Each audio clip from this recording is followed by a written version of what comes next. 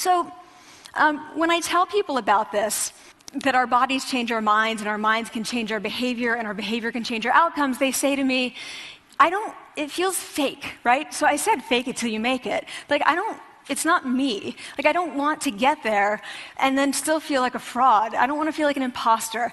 I don't want to get there only to feel like I'm not supposed to be here.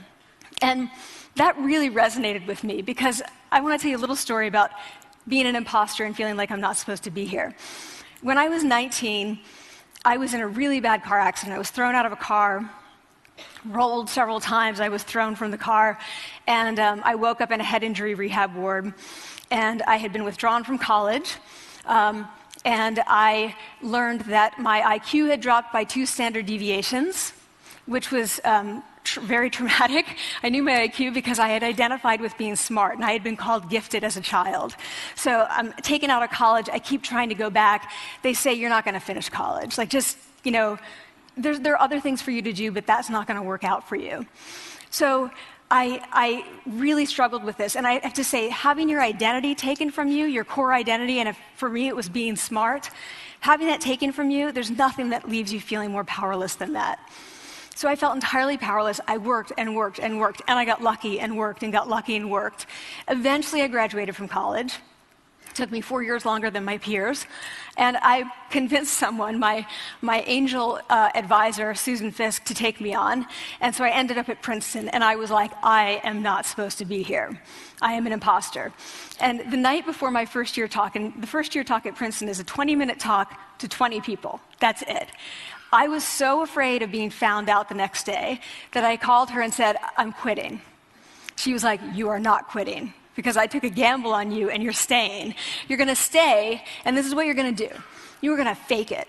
You're going to do every talk that you ever get asked to do. You're just going to do it and do it and do it, even if you're terrified and just paralyzed and having an out-of-body experience until you have this moment where you say, oh my gosh, I'm doing it. Like, I have become this.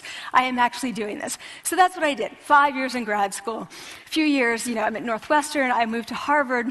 I'm at Harvard. I'm not really thinking about it anymore, but for a long time I had been thinking, not supposed to be here, not supposed to be here. So at the end of my first year at Harvard, a student who had not talked in class the entire semester, who I had said, look, you got to participate or else you're going to fail, came into my office. I really didn't know her at all. And she came in totally defeated, and she said, I'm not supposed to be here.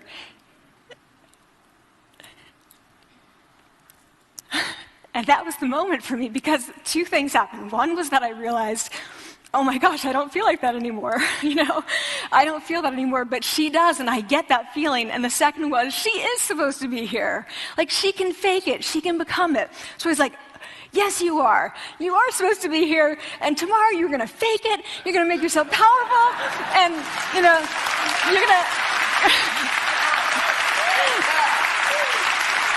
and you're going to go into the classroom, and you are going to give the best comment ever.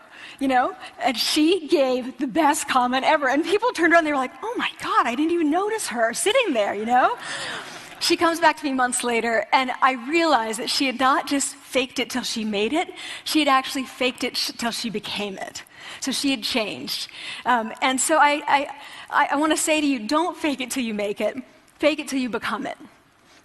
It's not do it enough until you actually become it and internalize. The last thing I want to leave you with is this. Tiny tweaks can lead to big changes. So this is 2 minutes. 2 minutes, 2 minutes, 2 minutes. Before you go into the next stressful, evaluative situation, for 2 minutes, try doing this in the elevator, in a bathroom stall, at your desk behind closed doors. That's what you want to do. Configure your brain to cope the best in that situation. Get your testosterone up, get your cortisol down. Don't leave that situation feeling like, oh, I didn't show them who I am. Leave that situation feeling like, oh, I really feel like I got to say who I am and show who I am. So I want to ask you first, both to try power posing, and also I want to ask you to share this science, because this is simple. I don't have ego involved in this. Give it away. Like, share it with people, because the people who can use it the most are the ones with no resources and no technology and no status and no power. Give it to them, because they can do it in private. They need their bodies, privacy, and 2 minutes, and it can significantly change the outcomes of their life. Thank you.